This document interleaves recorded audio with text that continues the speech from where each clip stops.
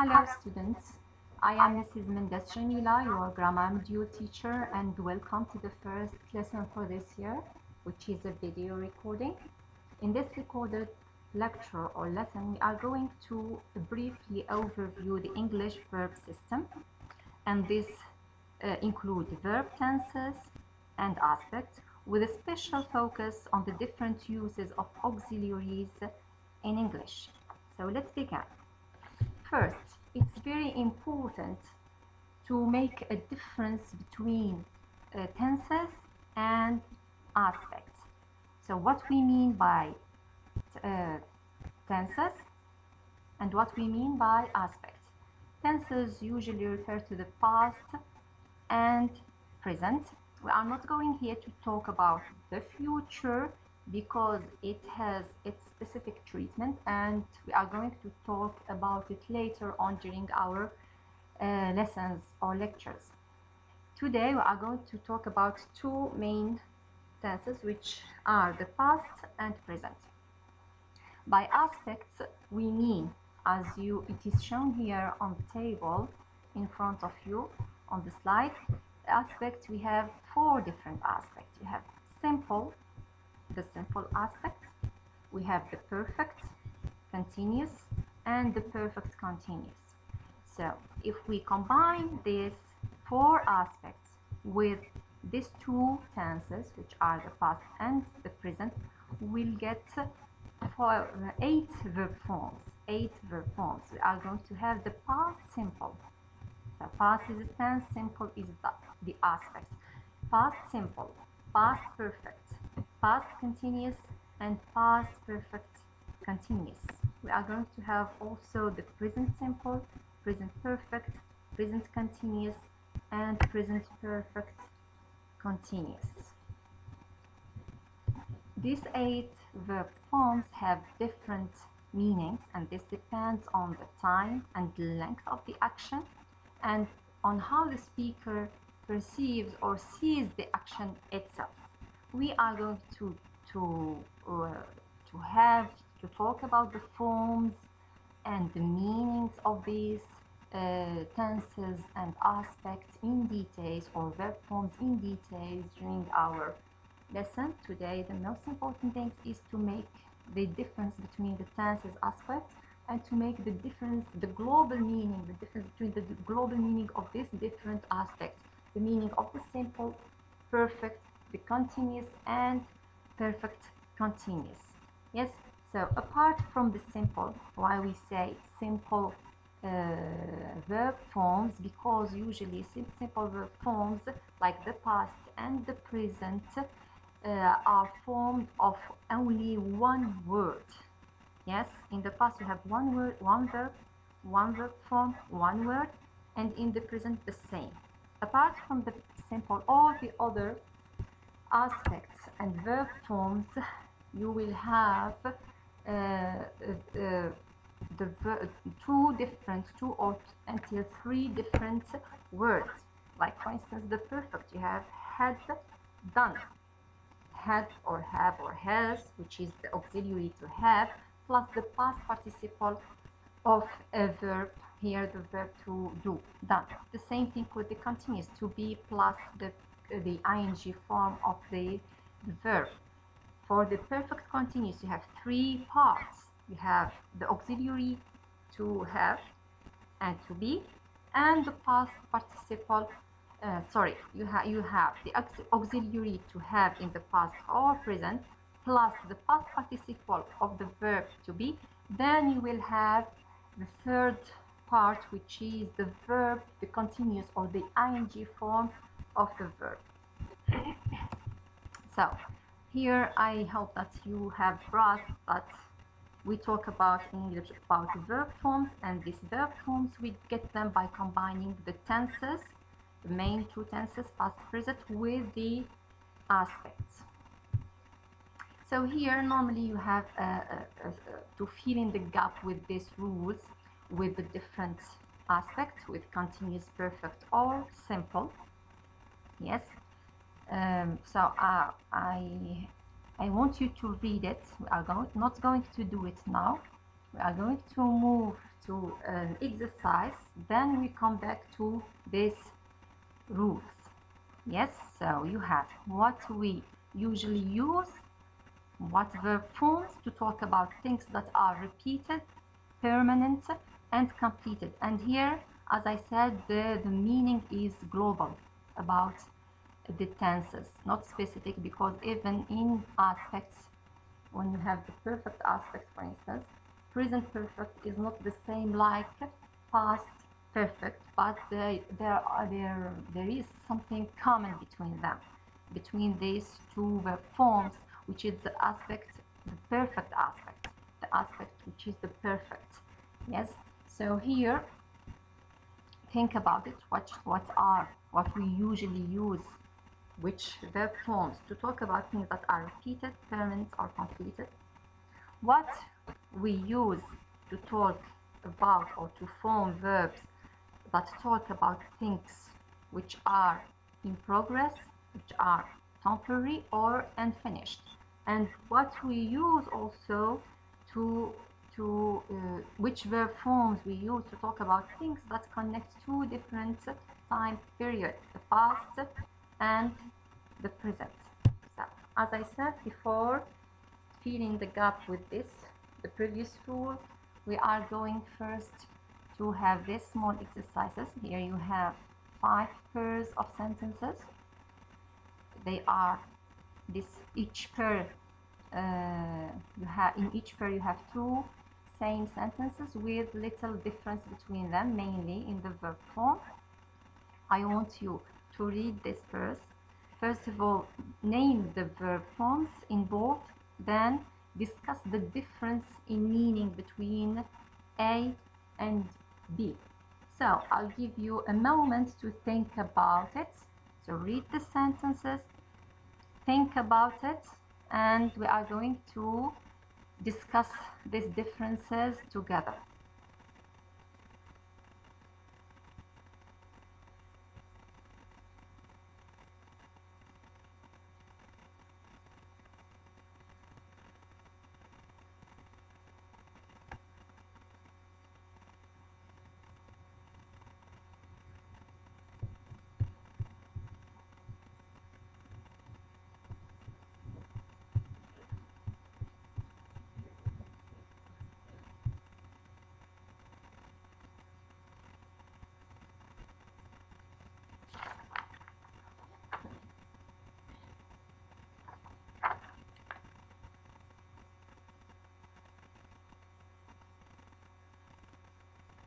So students, have you?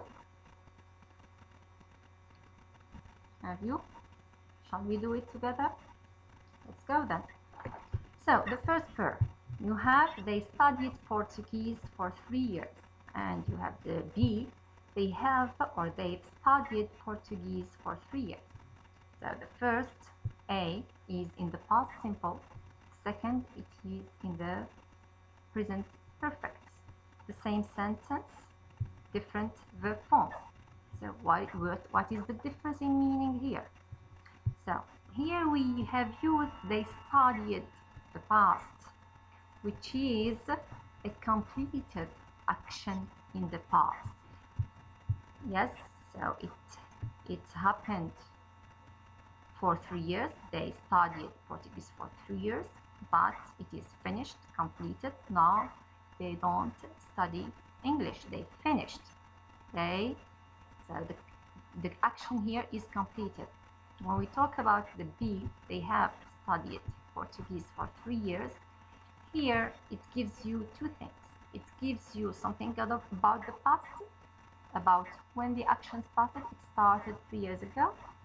Yes, so they have studied Portuguese. It means they studied Portuguese for 3 years and they are still studying Portuguese. So it gives you something about past and connected to the present. It gives you the fact that they studied for 3 years, yes, and they are still studying Portuguese. Maybe they are going to study it for 4 years, 5 years, we don't know. But we know that they are still studying Portuguese. Yes, they started 3 years ago, and they are still studying. The second pair of the sentence, these two sentences, you have A and B.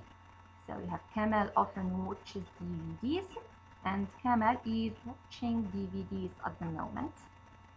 Yes.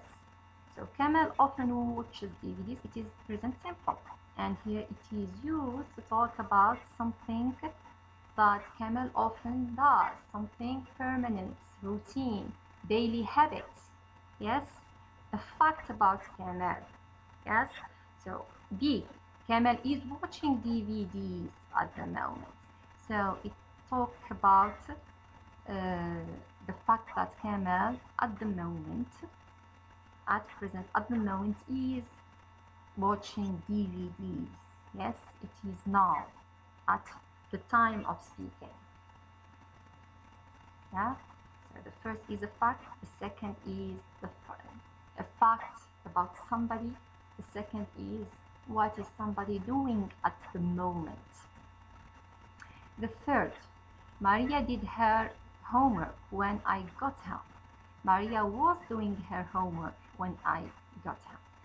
So here, did her homework, it is the past simple. Was doing her homework is the past continuous. So when we say Maria did her homework when, you have two actions here, when I got home. Yes, you have two actions in the past. I got home and she did her homework. But the past talk about sequence of action. So it is about ordered sequence of action, one after the other.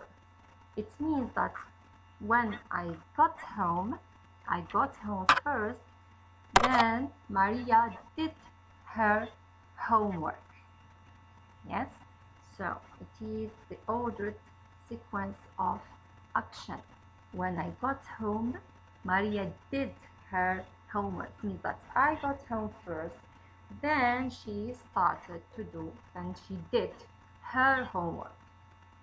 For Maria was doing her homework when I got home, it means it is an action, yes, the action which is in the past, yes, interrupted an action which was going on. It means that when I got home, I found that Maria was doing her homework. She started doing it before I got home. She was still doing it, and then afterwards she will finish it. Yes, so here it is one action, yes, happen in the middle of another action, sort of interrupt an action which was going on. Yes, either she finished doing her homework or she stopped maybe for a moment to talk to me or whatever. But the most important is that she started before I got home, and when I got home, I found that she was doing her homework. She was doing her homework. So before her, she teaches English. Yes, I didn't.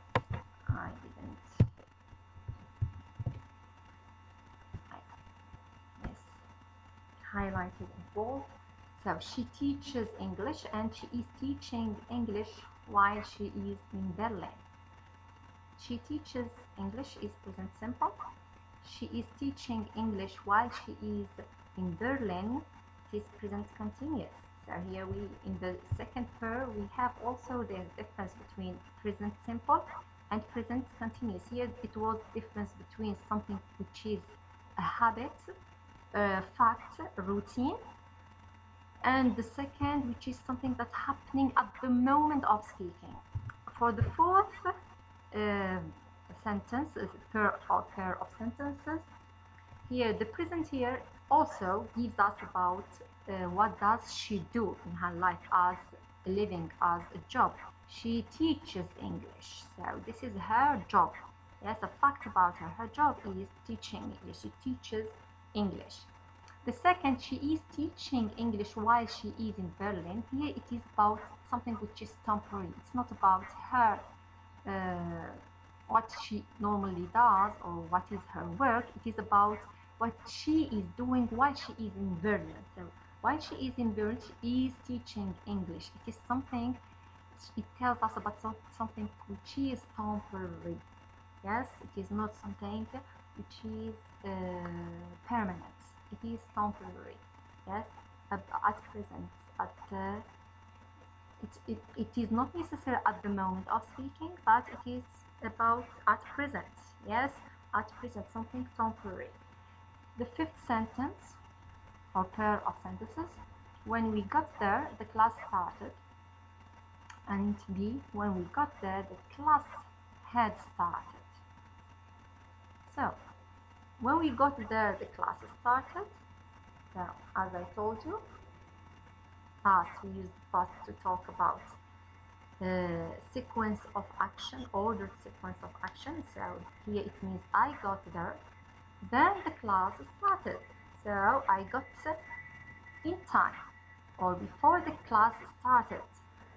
Yes. B, when we got there, the class had started. Yes, so the class already had started or started before we got there. Yes, there was we were late. We were sort of late. We didn't get on time for our class. Yes, so the class had started when we got there. So I hope that you have understood the meaning and this difference between these different verb forms. We come back to our rule or rules, and we are going to fill in the gap with the different aspects that we have here. So we usually use what? Verb forms to talk about things that are repeated, permanent, or completed. We usually use the simple verb forms to talk about things that are repeated, permanent, as in the case of present simple, and to talk about things that are completed as in the case of past simple. Okay, so we are going to have all these tenses in detail, inshallah, during our lessons and lectures and tutorials. So we usually use what verb forms to talk about things that are in progress, temporary, and unfinished. We usually use here the continuous verb forms. So the continuous verb forms, we use it to talk about things that are in progress or temporary, yes, or unfinished. Yes, it is the present simple, continuous, and the past continuous. Usually we use the continuous to talk about something which is or which were in progress, which are or which were temporary, and which are or which were unfinished at the moment of speaking. Okay, last one, we usually use the perfect verb forms to talk about things that connect two different periods, the past and present in the case of present perfect, and two periods of time in the past in the case of past perfect. Yes, so we talk about the perfect aspect that connects two different periods of time. It is about the now and the then. Okay, so we have briefly summarized the different verb forms that we can get from combining the tenses and aspects. We are going to move on to another very important aspect when it comes to verb system, which is the auxiliaries, which are very, very important when we talk about verb forms, verb tenses, or verb aspects, etc. Yes, so here we have a short conversation between first year university students, between Tim and Mia. Read this conversation And then I want you have here two different colors. You have some words or and phrases which are in yellow and some of them which are in pink. So read this conversation, then look at the words or phrases that are colored in yellow. So I have here, Tim, you went to Professor Lee's geography lecture yesterday, didn't you? Yeah, but I didn't understand very much. Neither did I. So you have here the first phrase, yes, or words which are in yellow. Didn't understand. So what is the tense here? Yes, yeah, it is the past simple. It is the verb to understand in the past simple in the negative form. Going to the second verb phrase. So yesterday I was walking around for ages. I was walking around for ages. So was walking here, it is, yeah, it is the past continuous. Yes, the past continuous. Then you have the third, you found. Well, at least you found it in the end. So found here, it is the past simple. Then you have my brother's done that course. My brother's done that course. So what is the verb here? Yeah, it is has done. It is the present perfect. Has done that course. Yes, it is the present perfect. And then you have in the fifth extract, most people think economics is really boring. So here think, it is in the present simple. Then you have anyway, do you live here on campus? So do you live? What is the tense here, or the verb form, sorry? It is in the present simple. And then the last one, I was told it was really expensive. So it is the past tense, but it is in the passive form. In the passive form. It is in the passive form. So go to the right side of the slide here, auxiliaries in verb forms. So we use the auxiliary. Which auxiliary we use to make continuous verb forms? Yes, it is the auxiliary to be. Yes, it is the auxiliary to be. So we use the auxiliary to be with ing form of the verb to form the continuous verb form, like in the second example, was walking, was walking. Yes. So, and the second, we use the auxiliary. Which auxiliary to make perfect verb forms? It is the auxiliary to have in the past or present, to form or to make past perfect verb forms, like in example, in this fourth example. Yes, here, my brother's done that course, has done. Yes, has done that course. So it is the auxiliary to have. We use the auxiliary. Which auxiliary to make passive verb forms? Yes, it is the auxiliary to be. Yes, it is the auxiliary to be. We use the auxiliary to be to make passive verb forms, like the last example, I was told the verb to be in the past plus the past participle of the verb, and it is the passive form. And last, for the fourth and the last one, we use the auxiliary to make questions and negative in simple verb forms. Yes, it is the auxiliary to do. So we use the auxiliary to do to make questions and negative in simple verb forms. So In English, we have three auxiliaries: to be, to have, and to do.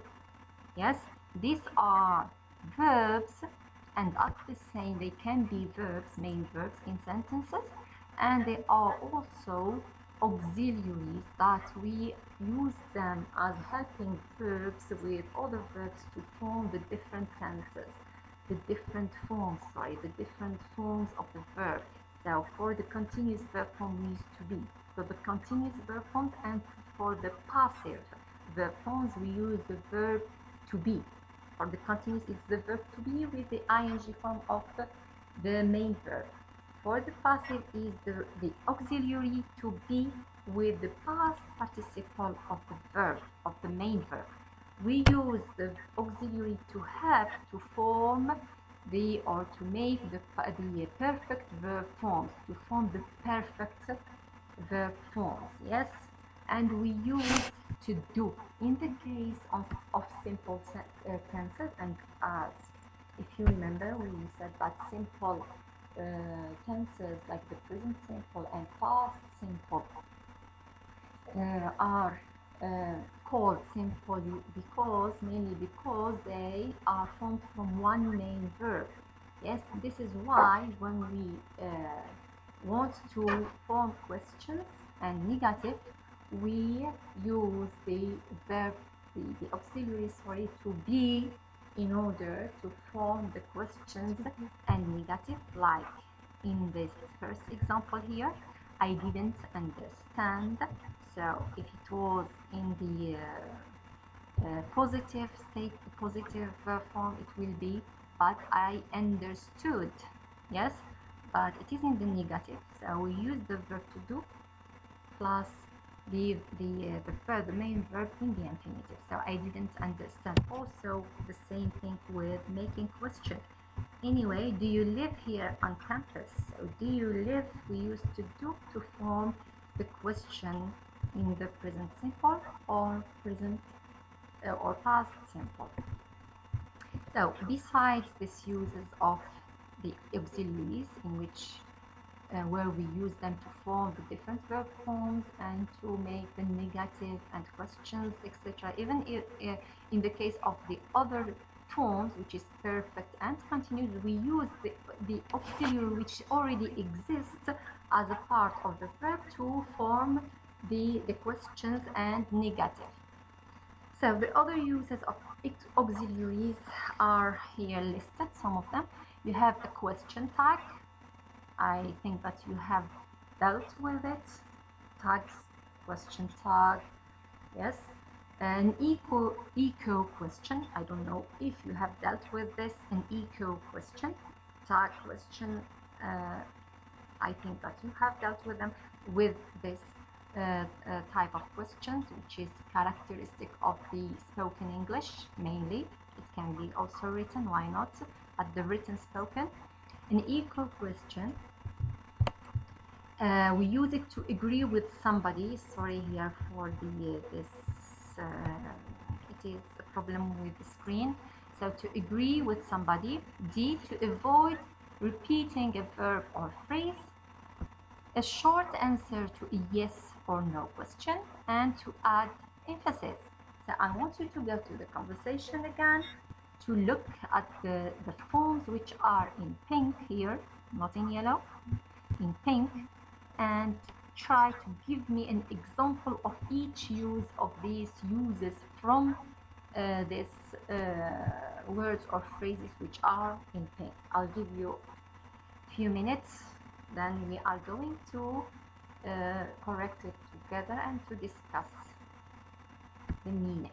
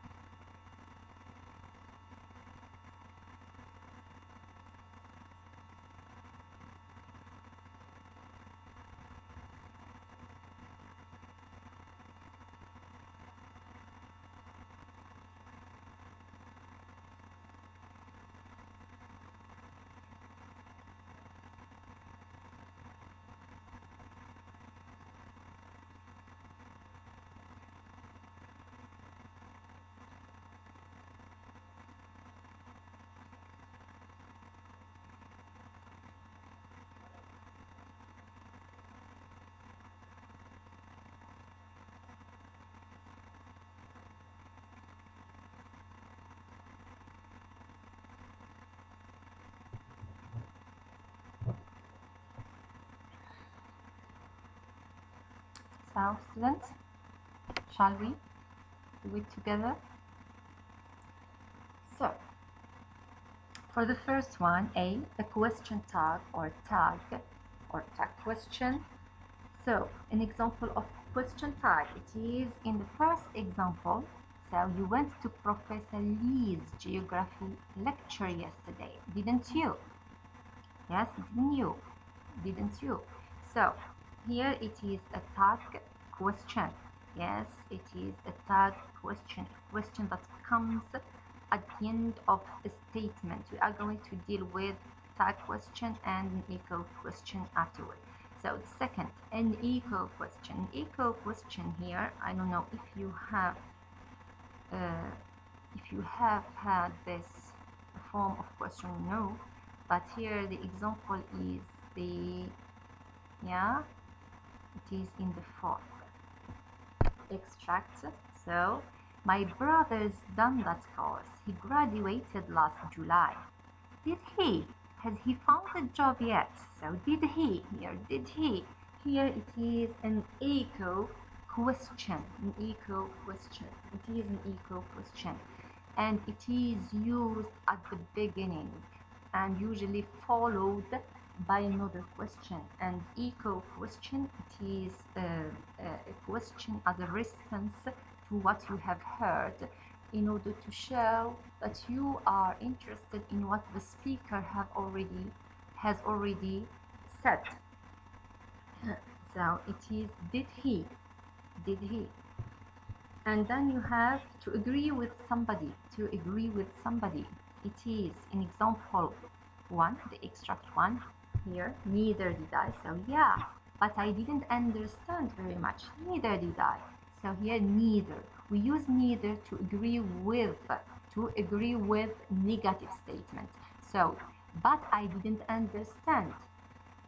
So here you have a negative statement. To agree with this, because Tim also didn't understand too. So he used neither did I. You can say I didn't too, but we usually in English, if you watch movies, etc., neither and so are common expression to show or to agree with somebody's statement. So neither, it is used to with after a negative, to agree, sorry, with a negative statement. So I didn't understand. Tim, neither did I. Yes, and here we form it after neither. It is a form of question. You have the auxiliary first, then the subject. So it is not neither I did. Neither did I. Neither did I. Yes, so because you have in the past, in the statements before, you keep using the past. Yes, but when you use neither, you use the auxiliary, the positive, the auxiliary in the positive. Yes, in positive. Yes, don't use it in the negative form. In the positive form, because you have already the negation in neither. There is no double negation in English. So neither did I. The other example is in 2. Yes, so do I. So I keep getting lost. It's a huge campus, and I keep getting lost. So here, yes, so do I. I keep getting lost too. Yes, so in order not to repeat all of these sentences, or not simply to use me too, we can say me too, me neither, simple phrases. But as I said before, these forms are very common in English. Yes, so do I. So here, so it is to agree with a positive statement, neither to agree with negative statement. So to agree with a positive statement, and after so and neither, you have to, the order is auxiliary, then auxiliary in the positive, yes, plus the subject. Okay, concerning D, to avoid repeating a verb or phrase, here you have in 5, extract 5 here, you have yeah, and what are you studying? Tim, geography and economics. Most people think economics is really boring, but I don't. I don't. So, most people think economics is boring, but I don't think that economics is boring. So, in order not to repeat all this sentence, you can use only the auxiliary. Yes, just the auxiliary, and the meaning here is complete. So most people think economics is really boring, but I don't. I don't. I don't. Yes. Okay. So then you have a short answer to yes no question, and this, of course, you know it. You have dealt with it many times. So here extract 6 here you have. Anyway, do you live here on campus? Mia, no, I don't.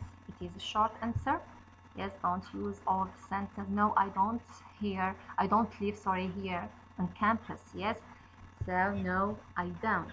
And if you have noticed, we say on campus, not in campus. Yes, it is very important to take this into consideration. Yes, on campus. So no, I don't. So this is a short answer to the question.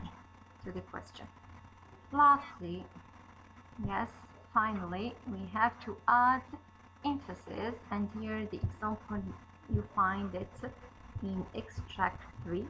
Here you have Tim. Well, at least you found it in the end. Maybe you should get a map. Yeah, I did have a map. So she could have used I had a map. Yes, I had a map. But despite this, I couldn't find. Yes, couldn't find the bookshop. Yes, but she used I did have to make an extra emphasis on the fact that despite the fact that she had a map, she did have a map, she couldn't find the bookshop. And it is also a common, very common, if you especially it is about spoken English. Yes, if you watch TVs, etc., so you will hear this type of use. So I did have a map, and here you have the auxiliary in the past, of course have in the infinitive. You can have it in the present. I do have. Yes, I do have. I did have. So it depends on the context. So I hope that you get these different uses, and the auxiliaries are very, very important in English in general, and especially in making the verb form, the different verb forms. Yeah, so here a brief contrast between the two commonly used questions in spoken English. You have a question tag and an echo question. The difference first is in the meaning. As you see here, the two are contrasted here. So a meaning. The question tag comes at the end of the statement asked by the same speaker. So the same speaker follows his statement with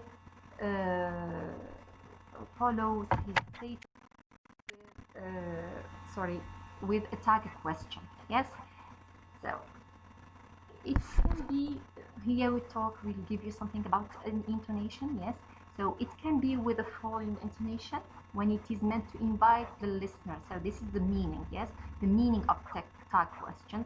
It has two different meanings.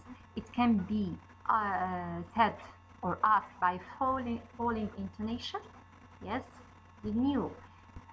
When it is meant to invite the listener to agree with him or with her, with the speaker. Yes, so he will use a following intonation. It can also be used with a raising intonation if you want to make sure that your statement is correct. So it is a kind here of question. I'm not sure about your statement and you want to make sure that it is correct. And here you raise a little bit your intonation at the end of the tag question. Here you have here an example. You went to Professor Lee's geographic lecture yesterday. he knew. Here you can raise the intonation, he knew, or he knew, to make it falling according to what you want. Either you are sure that she went, and here only you invite her to agree with you, or you are not sure and you want to make sure that you are right. Okay, so this concerning the meaning. We'll come back to the equal question. So the equal question comes, so we said that the question tag comes at the end of the statement asked by the same speaker. The equal question or an equal question comes at the beginning as a reaction to the previous statement. It comes at the beginning as a reaction to the previous statement, usually with raising intonation, not falling. It has only one form, raising intonation, usually with raising intonation, and it is asked by the listener to show interest in what speaker has said. So it is asked not by the speaker himself, but by the listener as a response to what the speaker has said, to show interest in what he has said, of course. And it is usually followed by other questions, follow-up questions. Yes, and we have the example here. So here you have, my brother's done that course. He graduated last July. So Mia, did he? Has he found a job yet? So did he? Yes, so echo, it is like a response to what Tim has said, and it feels like she is interested in this information, and she follows it by a follow-up question. Has he found a job yet?